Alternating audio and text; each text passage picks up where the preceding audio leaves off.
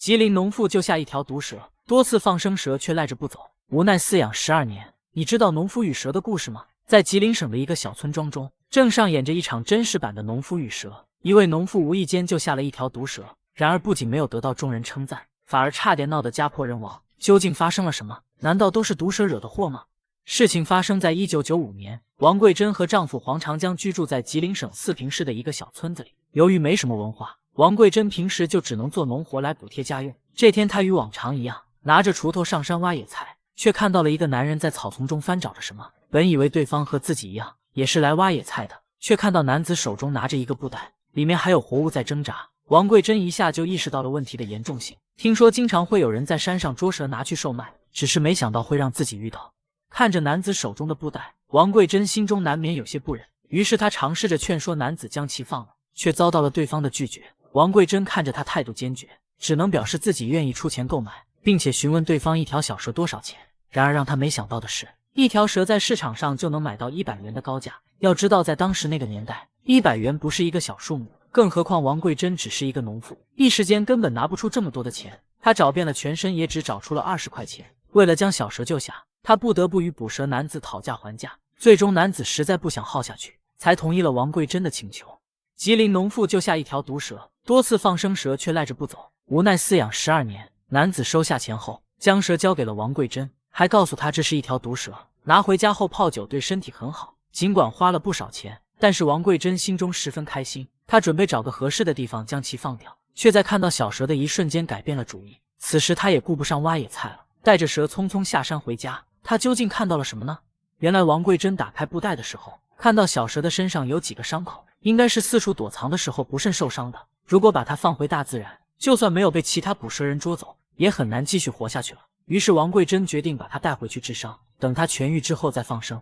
然而当王桂珍回到家后，她的丈夫看见小蛇的存在，差点将其打死。还好王桂珍阻拦及时，将事情的来龙去脉一五一十地解释清楚。本以为丈夫和自己一样，愿意将小蛇养在家里，却没想到遭到了丈夫的反对。黄长江表示，虽然蛇的体型不大，但好歹是一条毒蛇，如果伤了人，那么后果不堪设想。只是王桂珍心中十分坚定，她不忍心看着小蛇自生自灭。黄长江看着妻子如此坚持，也只能暂时答应。夫妻二人还做了约定，等到小蛇的伤势痊愈，就立即将其送走。看着丈夫的妥协，王桂珍心中十分开心。在接下来的一段日子里，她非常仔细照顾小蛇。没过多久，小蛇的伤势就痊愈了，而王桂珍也像约定的那样，将其带到山上放生。然而事情却没有她想的那么简单。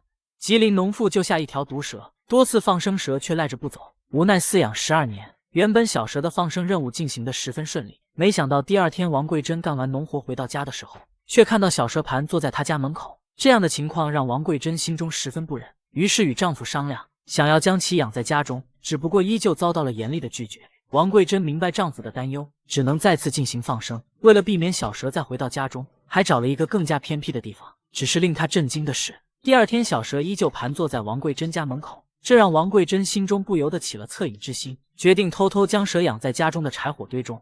一开始王桂珍的丈夫并没有发现什么，然而有一天，王桂珍丈夫去后院拿柴火的时候，小蛇突然窜了出来，吓得他将手中的东西都扔了出去。当他回过神准备拿东西将其打死的时候，却又遭到了妻子的阻拦。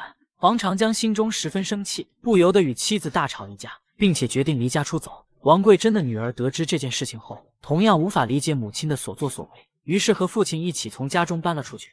尽管如此，王桂珍依旧坚持将小蛇养在家里。很多年过去了，这条蛇一次伤人的举动都没有做过，黄长江也就默许了它的存在。只是突然有一天，长大的小蛇突然爬到了王桂珍的脖颈处，眼睛死死地盯着她，将其吓出了一身冷汗。还好没过多久，小蛇就恢复了温和的样子，从王桂珍身上下去了。尽管并没有受到实质性的伤害，但是王桂珍心中却有了别的想法。直到有一天，小蛇趁她不注意，爬到了邻居家的院子里，还好她及时赶到，否则后果不堪设想。从此之后，与王桂珍来往的邻居越来越少。此时她已经下定决心将小蛇送走。